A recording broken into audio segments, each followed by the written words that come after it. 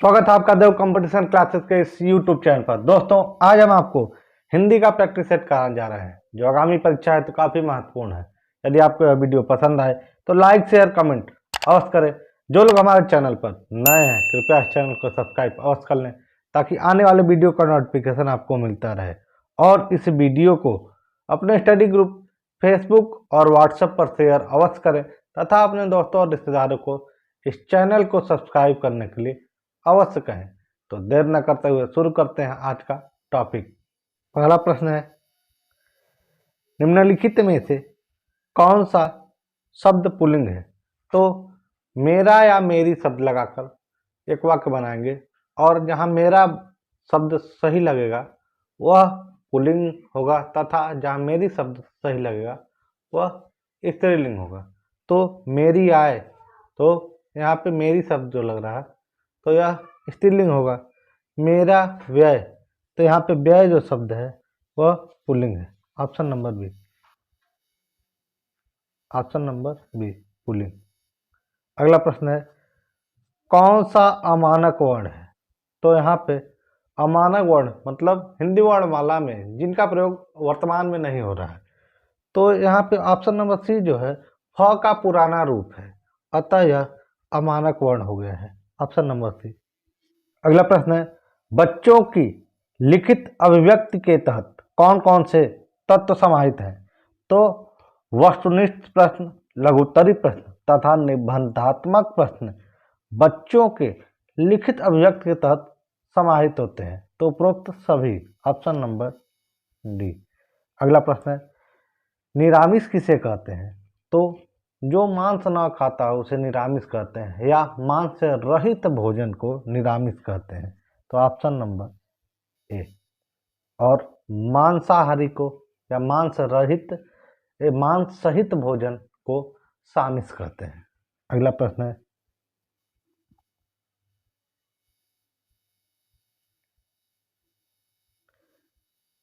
निम्नलिखित में से कौन सा शब्द भ्रमर का पर्यायवाची नहीं है? भ्रमर मतलब भौरे का पर्यायवाची नहीं है। तो चंचलिक, द्विरेफ, सिलमुख यह सभी भौरे के पर्यायवाची हैं। द्विरद हाथी का पर्यायवाची है। ऑप्शन नंबर डी, यह भौरे का पर्यायवाची नहीं है। अगला प्रश्न है, एक वाक्य शुद्ध है। तो भारतवर्ष के अतीत में कई निर्दयी शासक हुए। दूसरा है, एकत्रित भीड़ जय जयकार कर रही है। तो यहाँ ऑप्शन नंबर सी आपका सही है। और चौथे में देख लीजिए, एक एक करके प्रत्येक छात्र कक्षा से निकल गए। तो यहाँ पे एक एक और प्रत्येक दोनों एक साथ प्रयोग नहीं होते।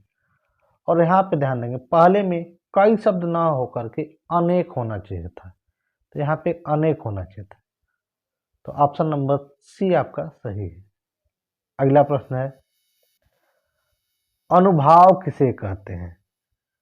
तो अनुभाव आश्रय की वह शारीरिक चेष्टा को कहा जाता है। Option number C. रस के अंग 4 होते हैं, आई भाव, विभाव, अनुभाव, संचारी भाव। तो ऑप्शन नंबर सी। अगला है, वाचाल कहते हैं तो जो अधिक बोलता हो उसे वाचाल कहते हैं। Option number C. जो कम बोलता हो उसे मितभाषी कहते हैं, जो सोच समझ के बोलता हो उसे गंभीर कहा जाता है। अगला प्रश्न है, सुषुप्त का विलोम शब्द। तो सुषुप्त का विलोम शब्द जागृत होगा। Option number A. अगला प्रश्न है, ऋजु शब्द का विलोम शब्द। तो ऋजु का विलोम शब्द वक्र होता है। Option number C. अगला प्रश्न है, निम्नलिखित में से तत्सम शब्द है। तो इसमें तत्सम शब्द तीर्थ है। जिन शब्दों में उड़न तरह का प्रयोग हुआ हो वह तत्सम शब्द रहते हैं। जिसमें अंग की बिंदी लगी हो वह भी तत्सम शब्द होते हैं तथा विसर्ग बिंदी लगा हो तब भी वह तत्सम होता है। अगला प्रश्न है, निम्नलिखित में से पर्यायवाची है। तो स्वर्ण का पर्यायवाची जातरूप कनक होते हैं। तो स्वर्ण का पर्यायवाची जातरूप है। अगला प्रश्न है, इनमें से कौन सा शब्द तद्भव है? तो इनमें पावस जो शब्द है, ऑप्शन नंबर बी, यह तद्भव है। अगला प्रश्न है, अपने हाथ से स्वयं काम करो वाक्य को शुद्ध रूप में लिखें, या इसका शुद्ध रूप क्या होगा? तो इसका शुद्ध रूप होगा अपना काम स्वयं करो, ऑप्शन नंबर ए। अगला प्रश्न है, लोकोक्ति अपने आप में पूरा वाक्य होता है जबकि मुहावरा होता है तो मुहावरा वाक्यांश होता है, ऑप्शन नंबर ए। अगला प्रश्न है, निम्नलिखित में से एक विष्णु का पर्यायवाची शब्द नहीं है तो कमलेश, कमलापति, कमलाकांत विष्णु के पर्यायवाची होते हैं, लेकिन कमलासन या विष्णु का पर्यायवाची न होकर के ब्रह्मा जी का पर्यायवाची है, ऑप्शन नंबर डी।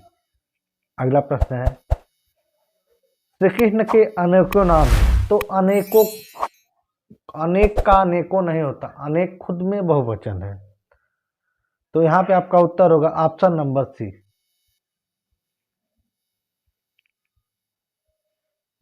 अगला प्रश्न है, निम्नलिखित शब्दों में से एक की वर्तनी शुद्ध है, तो ध्यान दें, अभ्यांतरिक होता है, यहाँ पे लिखा आभ्यांतरिक, तो यह गलत है। अत्यधिक होता है, यहाँ पे अत्याधिक दे दिया है, यह भी गलत है। निरोग मिन्नी है, धन रोग होता है, विसर्ग की बिंदी होना चाहिए था, यहाँ पे आपका उत्तर डी सही है, ऑप्शन नंबर डी शुद्ध वर्तन सही है। अगला प्रश्न है, एक मुंह दो बात मुहावरे का अर्थ है, तो अपनी बात से पलट जाना या अपनी बातों से मुकर जाना इसका शुद्ध अर्थ होगा, तो ऑप्शन नंबर सी, अपनी बात से पलट जाना। अगला प्रश्न है, वे जितना तटस्थ होने की चेष्टा करते हैं उतना ही डैश होने का आरोप उनके सिर मढ़ दिया जाता है, तो यहाँ पे ध्यान दें, तटस्थ का विपरीत भरना होगा आपका, तो यहाँ पे ऑप्शन नंबर बी, तटस्थ का विलोम होता है पक्षपाती, ऑप्शन नंबर बी। अगला प्रश्न है, औंधी खोपड़ी मुहावरे का अर्थ हो, तो औंधी खोपड़ी मुहावरे का अर्थ होता है मूर्ख होना, ऑप्शन नंबर ए। अगला प्रश्न है, निम्नलिखित वाक्यों में से किसमें अकर्मक क्रिया प्रयुक्त है? तो जिस क्रिया का प्रभाव कर्म पर पड़े वहां सकर्मक क्रिया होती है, तथा जिस क्रिया का प्रभाव कर्ता पे पड़े वह अकर्मक क्रिया होती है। तो शिशु सो रहा है, तो यहाँ पे सो रहा है, कौन सो रहा है? शिशु, तो यहाँ पे कर्ता पर प्रभाव पड़ रहा है, तो अतः ऑप्शन नंबर ए आपका अकर्मक। अगला प्रश्न है, राम लक्ष्मण से पत्र लिखवाता है, इस वाक्य में क्रिया का कौन सा रूप है? तो जब कोई कार्य दूसरे से करवाया जाए तो वहां प्रयार्थक क्रिया होती है, ऑप्शन नंबर बी। अगला प्रश्न है, सुत शब्द को स्त्रीवाचक बनाने के लिए प्रत्यय का प्रयोग होगा, तो सुत शब्द में आ प्रत्यय लगाकर इसका स्त्रीलिंग बनाया जा सकता है, ऑप्शन नंबर डी। अगला प्रश्न है, दर्शिका शब्द में प्रत्यय लगा है तो इसमें ई का प्रत्यय लगा है, ऑप्शन नंबर बी। इया प्रत्यय से बना शुद्ध का संधि विच्छेद है, तो इया प्रत्यय यहाँ पे डिबिया, ऑप्शन नंबर सी में लगा है, ऑप्शन नंबर सी।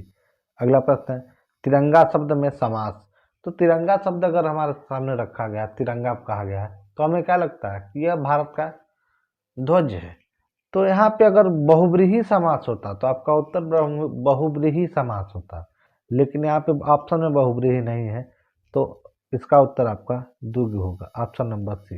अगला प्रश्न है, गौशाला शब्द में समास है, तो गायों के लिए शाला, तो यहाँ पे विभक्ति का लोप हो रहा है, तो यहाँ पे तत्पुरुष समास होगा, ऑप्शन नंबर ए। अगला प्रश्न है, अनंत शब्द की सही विधि होगी, तो इसका सही विधि होता है अंत अंत। ऑप्शन नंबर बी यहाँ पे सही होगा, अनंत। Option number B. अगला प्रश्न है, प्रत्यक्ष में संधि है, तो प्रत्यक्ष में जब आधा अक्षर के साथ य के पहले, य और व के पहले कोई आधा अक्षर लगा हो, तो वहां पे यण संधि होता है। Option number D. अगला प्रश्न है, आगे कुआं पीछे खाई का अर्थ, तो दोनों ओर से मुसीबत। इसका अर्थ होगा आगे कुआं पीछे खाई का अर्थ होता है दोनों ओर से मुसीबत। Option number C. अगला प्रश्न है, दुष्प्रकृत शब्द का संधि विच्छेद, तो दुह धन प्रकृत होता है। Option number B. अगला प्रश्न है, निम्नलिखित में से पुल्लिंग शब्द, तो घास, मेरी आय, मेरी नहर, लेकिन मेरा व्यय। Option number C. व्यय पुल्लिंग शब्द है। निम्न में से कौन सा शब्द स्त्रीलिंग है, तो मेरी चना, यह सही नहीं लग रहा, मेरा चना, मेरी अरहर, तो ऑप्शन नंबर बी, मेरी अरहर यहाँ पे सही लग रहा है, तो ऑप्शन नंबर बी आपका स्त्रीलिंग है। अगला प्रश्न है, कुल वर्ण लिपियां हैं, तो कुल वर्ण लिपियों की संख्या 52 होती है। Option number C. Option number C. लेकिन ध्यान रहे, यदि पूछे कि संयुक्त वर्णों को छोड़कर वर्णों की कुल वर्णों की संख्या कितनी, तब आपका उत्तर 44 होगा।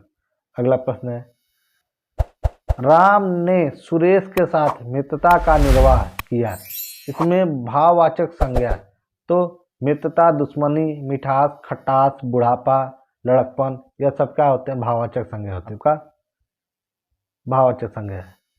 अगला प्रश्न है, वह एक अच्छा छात्र है, वाक्य में निश्चयवाचक सर्वनाम कौन सा है, तो निश्चयवाचक सर्वनाम वह संकेतवाचक सर्वनाम भी कहा जाता है, तो आपका उत्तर होगा वह, इशारा के लिए प्रयोग किया गया है, तो ऑप्शन नंबर ए। अगला प्रश्न है,